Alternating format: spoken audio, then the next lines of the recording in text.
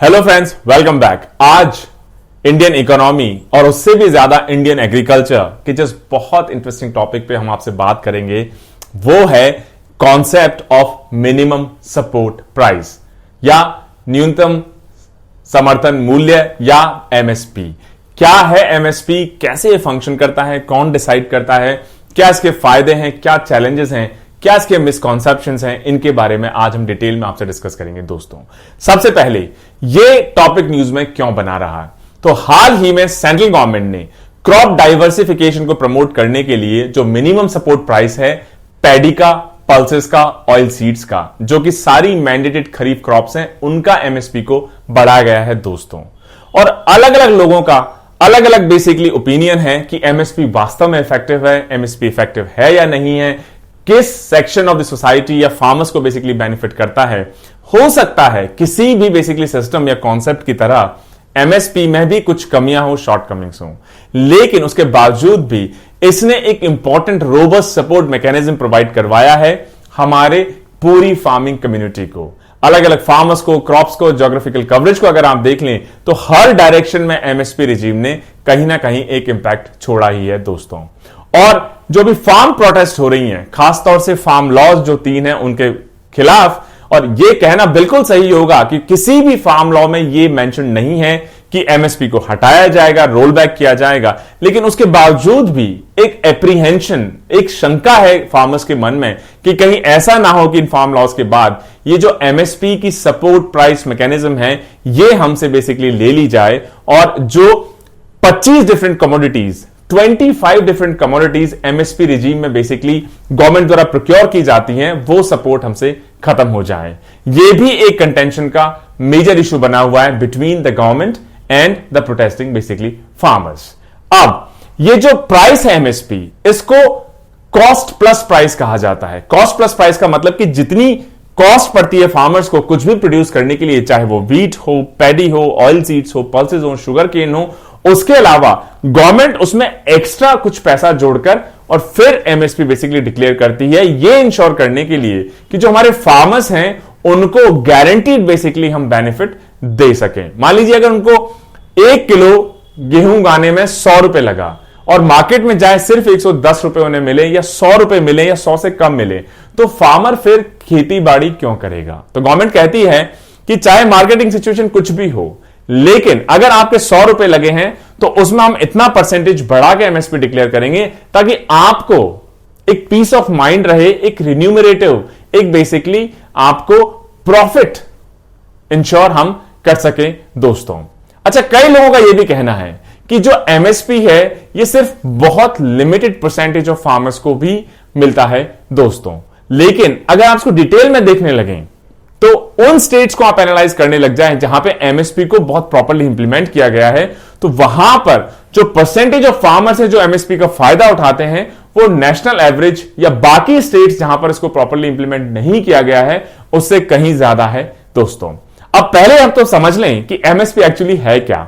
MSP एक rate है जिसपे गवर्नमेंट बेसिकली जो अलग अलग क्रॉप्स हैं फार्मर से उनको परचेज करती हैं, और इसका मोटा मोटा फॉर्मूला है कि जो भी कॉस्ट ऑफ प्रोडक्शन, मतलब जो कीमत किसान को पड़ती है कोई भी चीज उगाने के लिए, प्रोड्यूस करने के लिए, उसका कम से कम 1.5 गुना, 1.5 टाइम्स उसको दिया जाए। तो एमएसपी एक मिनिमम प्राइस है किसी भी क्रॉप की जो गवर्नमेंट को लगता है कि काफी प्रॉफिटेबल होगी या रिन्यूमरेटिव होगी, और इसको एक सपोर्ट के तहत या एमएसपी के तहत फार्मर्स को ऑफर किया जाता है। अच्छा, कौन कौन सी क्रॉप्स हैं जो एमएसपी के अंडर आती हैं और कौन बेसिकली ये डिसाइड करता है। Commission for agriculture cost and prices, CACP भी कहा जाता है, ये बेसिकली रेकमेंड करती है जो एमएसपी हैं वो 25 जो मैंडेटेड क्रॉप्स हैं, और शुगर केन के लिए ये रेकमेंड करती हैं फेयर एंड रिन्यूमरेटिव प्राइस, जिसको एफआरपी बेसिकली कहा जाता है। ये जो सीएसीपी है, commission for agricultural cost and prices, ये किसके साथ अटैच्ड है? ये अटैच्ड है ministry of agriculture and farmers welfare.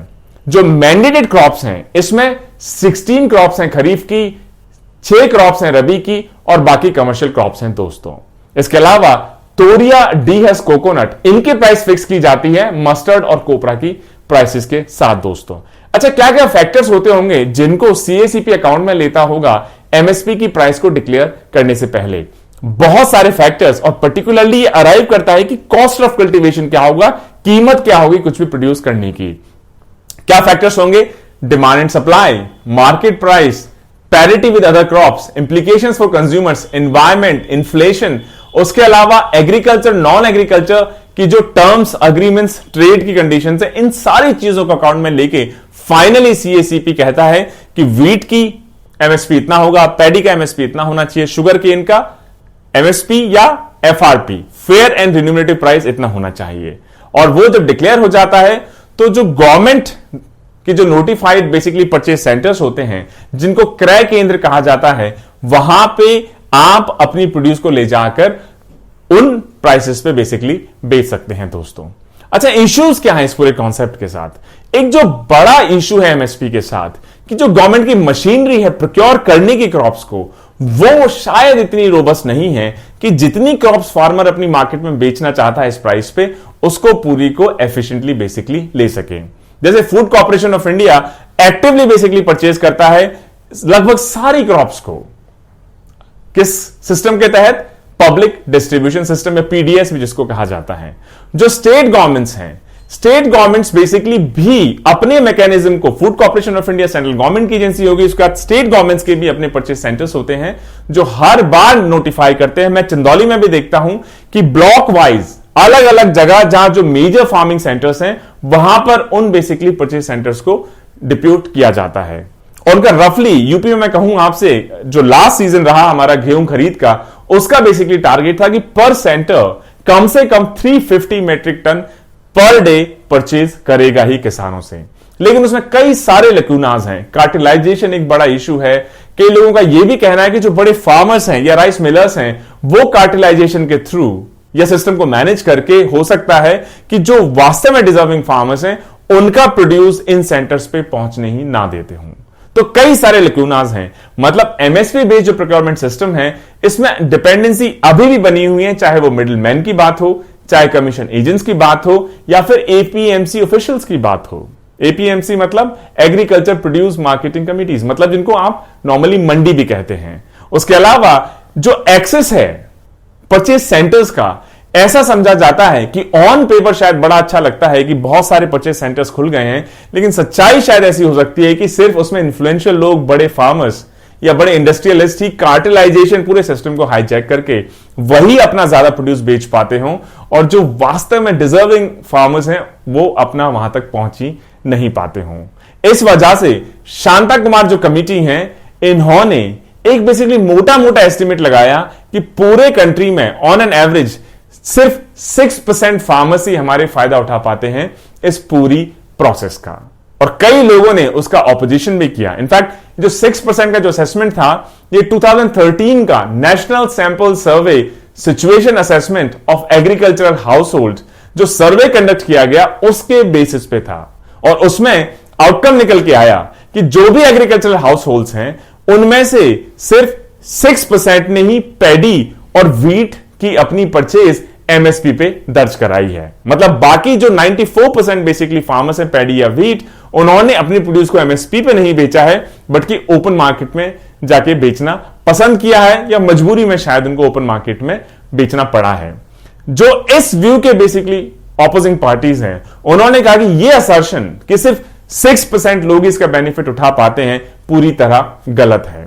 In fact ये जो एवरेज निकाला गया नेशनल, ये बायस्ड है, क्योंकि शायद ये उन स्टेट्स को ज्यादा अकाउंट में लेता है जहां पर ये जो परचेज प्रोसेस है, ये इतनी स्ट्रांगली इंप्लीमेंटेड नहीं है।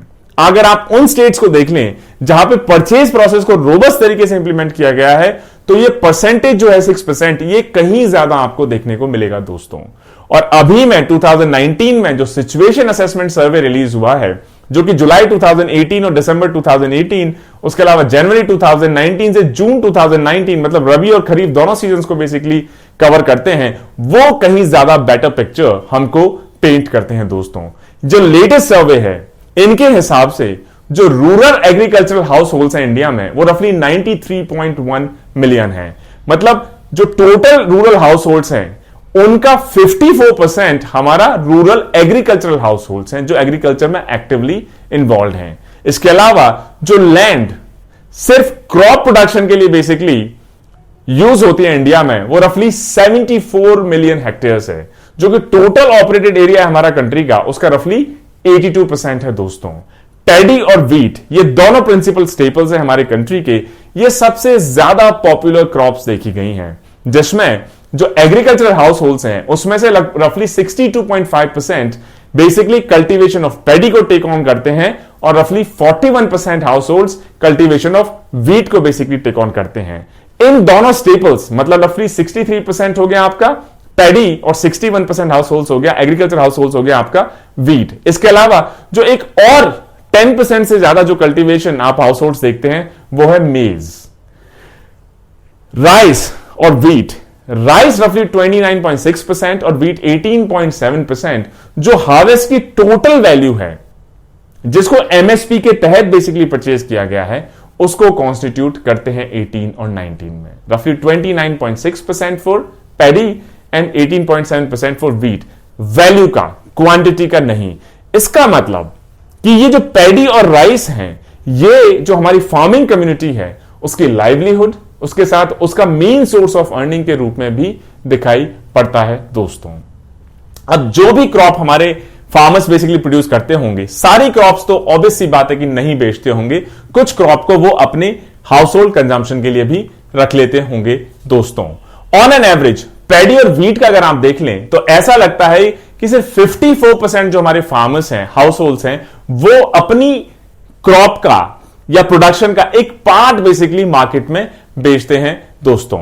उसके अलावा जो हार्वेस्ट है वो किसी भी सीजन में आप देख लें, चाहे आप रबी में देख लें, आप खरीफ में देख लें, तो रफली 63% पैडी के लिए और 58% व्हीट के लिए वो बेसिकली बेचते हैं दोस्तों। एमएसपी के केस में अगर आप देख लें तो एमएसपी में रफली 38% पैडी के लिए और 36% व्हीट के लिए। जो ओवरऑल एग्रीगेट लेवल है उसको अगर हम जो सेल्फ कंजम्पशन के लिए वो अपनी प्रोड्यूस को अलग रखते होंगे, उसका एवरेज निकाल लिया जाए तो रफली 15% हमको लगता है हाउस होल्ड्स बेसिकली पैडी में एमएसपी रिजीम को यूज करते हैं और रफली 9.7% व्हीट में बेसिकली यूज करते हैं दोस्तों। आप अलग अलग बेसिकली इस ग्राफ के थ्रू आप अलग अलग क्रॉप्स का कि कितना इनका जो प्रोपोर्शन है वो बेसिकली मार्केट किया जाता है और उसमें से कितना प्रोपोर्शन हमारा एमएसपी पे सेल किया जाता है, ये चीज को आप देख सकते हैं। जैसे अगर हम कॉटन की बात कर लें तो कॉटन में रफली जितना प्रोड्यूस करते हैं हमारे फार्मर्स, उसमें से रफली 90-95% के आसपास वो बेसिकली मार्केट करते हैं और इस 90-95 में से सिर्फ 10% ही एमएसपी पर उसको मार्केट कर पाते हैं। सिमिलरली सोयाबीन का अगर आप देख लें तो 80 से ज्यादा % मार्केट किया जाता है प्रोड्यूस, लेकिन उसमें से सिर्फ 15-20% ही एमएसपी रिजीम पे सेल किया जाता है। शुगर केन में ऑलमोस्ट 95-97% के आसपास मार्केट किया जाता है, लेकिन जो एफआरपी फेयर रिन्यूएटिव प्राइस या जिसको एमएसपी भी कह सकते हैं शुगर केन का, वो सिर्फ 22-23% पे ही किया जाता है दोस्तों।